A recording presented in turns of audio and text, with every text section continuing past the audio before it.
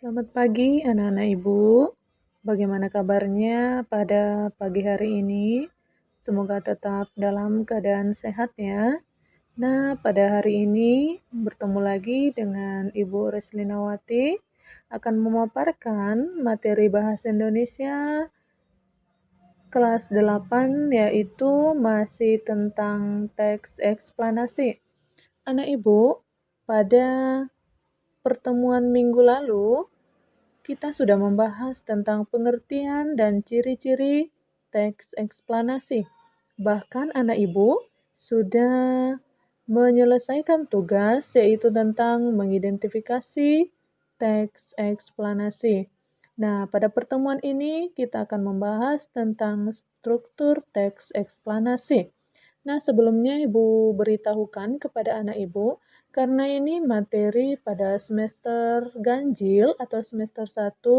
Nah, tetapi Ibu ulang kembali pada semester 2 ini, berhubung karena di semester 1 waktu kita tidak cukup untuk mengejar materi ini, dan untuk itu Ibu membuat video tentang hal-hal yang penting saja, ya.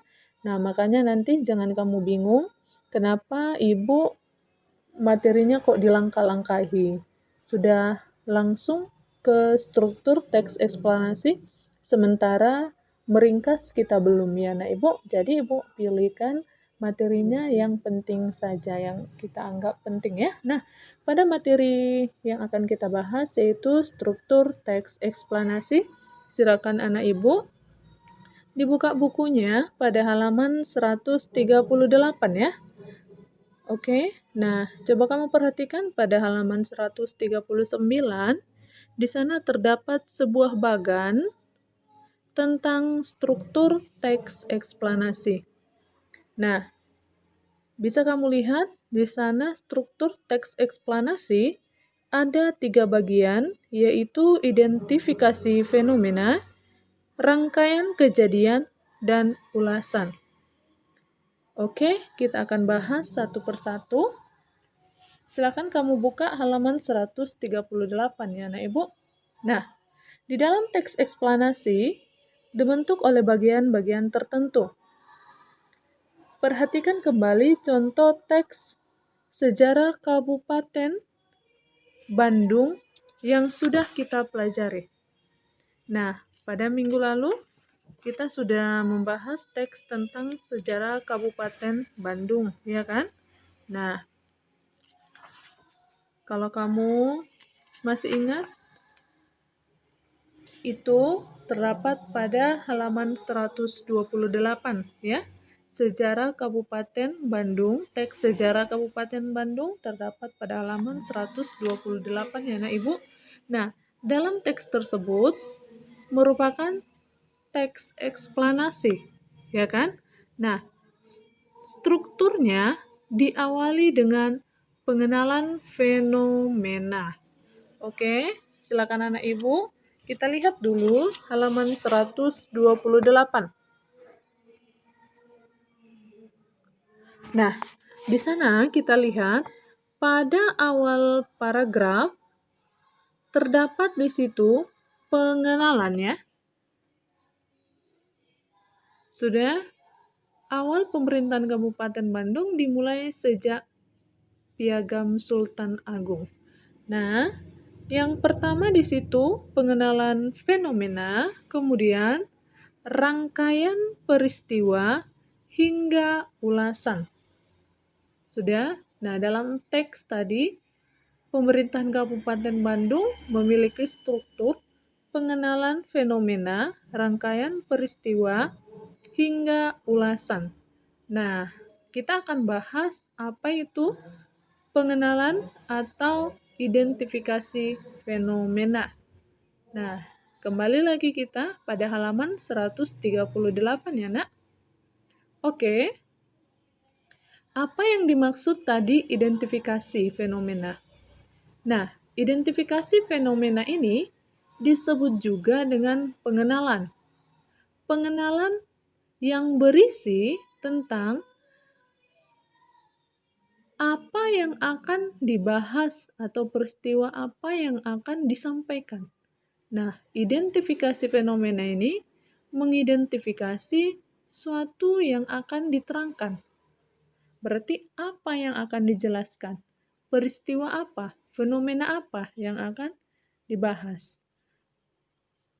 Nah, berarti di dalam identifikasi ini menetapkan, memastikan, dan mengenalkan suatu fenomena atau peristiwa yang dijelaskan. Bisa saja hal itu terkait dengan fenomena alam, sosial, budaya, dan fenomena lainnya. Jadi, Ibu ingatkan kembali di dalam identifikasi berisi fenomena apa yang akan dijelaskan atau peristiwa apa yang akan dijelaskan. Atau di dalam identifikasi atau pengenalan berisi tentang pengenalan suatu fenomena atau peristiwa yang akan dijelaskan. Nah, kita lihat di sini ada contoh. Awal pemerintahan Kabupaten Bandung dimulai sejak Piagam Sultan Agung Mataram pada tanggal 20 April 1641.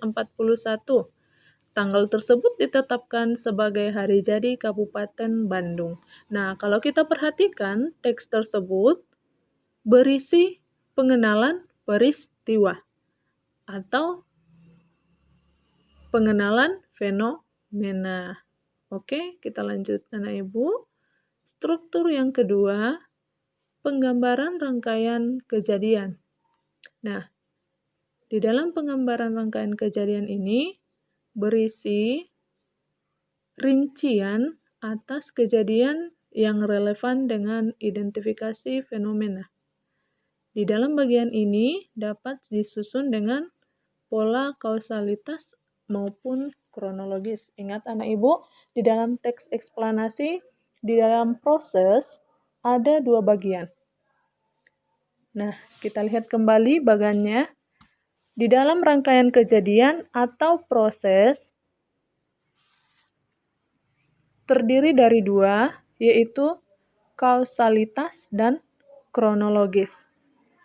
Nah, anak ibu masih ingat apa itu kausalitas? Kausalitas itu hubungan sebab akibat. Nah, sedangkan kronologis yaitu perincian, menceritakan dari awal sampai akhir. Nah, kalau dikatakan misalnya, ceritakan dulu kronologis peristiwa. Nah, berarti kamu diminta untuk menjelaskan secara rinci kejadian mulai dari awal hingga akhir. Nah, jadi di dalam rangkaian kejadian, dalam teks eksplanasi ini terdiri dari dua, yaitu hubungan sebab akibat dan rincian peristiwa. Oke, dan kita perhatikan contohnya di sini. Di dalam bukumu halaman 139, pada tahun 1575 yang berkuasa di daerah ini adalah pemerintahan Islam. Dilanjutkan pemerintahan Mataram 1621 hingga 1677 dan pemerintahan Belanda. Pada saat Mataram berkuasa itulah nama keprabuan diubah menjadi kabupaten. Nah, dalam teks ini menjelaskan kronologis atau rincian peristiwa. Mengapa dikatakan kronologis? Karena di sana terdapat rincian-rincian peristiwa yang menjelaskan diubahnya nama keprabuan. Nah, kita perhatikan atau kita bandingkan dengan teks kausalitas, yaitu teks nomor 2, semua produsen dapat menghasilkan makanannya sendiri, sehingga disebut organisme autotrof. Sebagai produsen, tumbuhan hijau menghasilkan makanan melalui fotosintesis. Makanan dimanfaatkan oleh tumbuhan itu sendiri maupun makhluk hidup lainnya. Dengan demikian, produsen merupakan energi utama bagi organisme lain, yaitu konsumen. Nah, di sini dia merupakan kausalitas. Oke, yang ketiga adalah ulasan. Nah, sebelum Ibu menjelaskan tentang ulasan, Ibu ingatkan kembali di dalam rangkaian kejadian ini merupakan perincian atas kejadian, ya, perincian atas kejadian atau sebab akibat. Nah, itu dia anak Ibu ya. Jadi jangan lupa di dalam rangkaian peristiwa ada dua hal, yaitu perincian kejadian atau kronologis dan sebab akibat, yaitu kausalitas. Oke, yang ketiga adalah ulasan. Nah, di dalam ulasan berupa komentar atau penilaian tentang konsekuensi atas kejadian yang dipaparkan sebelumnya. Nah, di dalam ulasan juga merupakan komentar hingga penilaian atau penyimpulan konsekuensi dari fenomena atau peristiwa yang dipaparkan atau yang sudah dijelaskan. Oke, nah kita perhatikan contohnya. Dengan demikian, tropisme sesungguhnya merupakan gerak dari bagian tumbuhan yang disebabkan adanya rangsangan. Hal itu ternyata berbeda dengan gerak pasti. Arah gerak tropisme bergantung pada arah datangnya rangsangan. Nah, di sini merupakan komentar, ya kan? Oke, anak Ibu. Jadi, di dalam struktur teks eksplanasi itu terdapat identifikasi fenomena, rangkaian kejadian, dan ulasan. Nah, itu dia struktur dari teks eksplanasi. Untuk tugasmu, silakan anak Ibu dibuka bukunya halaman 140. Di sana ada sebuah teks yang berjudul Perlawanan Ulama Pejuang, yaitu Pangeran Diponegoro.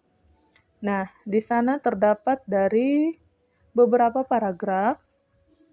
Anak Ibu minta untuk menentukan bagian-bagian dari teks tersebut. Nah, bisa kamu buat bagannya seperti yang ada dalam halaman 140 ya, di atas teks. Nah, misalnya kamu tunjukkan bagian identifikasi fenomena pada paragraf berapa, ya kan? Contohnya paragraf 1. Identifikasi fenomena terdapat pada paragraf 1. Mengapa kamu katakan itu identifikasi? Contohnya karena menjelaskan tentang pengenalan fenomena, contohnya, ya kan? Nah, kemudian proses kejadiannya terdapat pada paragraf 2 dan ketiga. Ini contoh ya. Nah, kemudian kamu jelaskan dan ulasannya terdapat pada paragraf keberapa. Oke, anak Ibu, itu dia tugasnya. Semoga anak Ibu bisa mengerjakannya dengan baik. Selamat belajar, selamat pagi.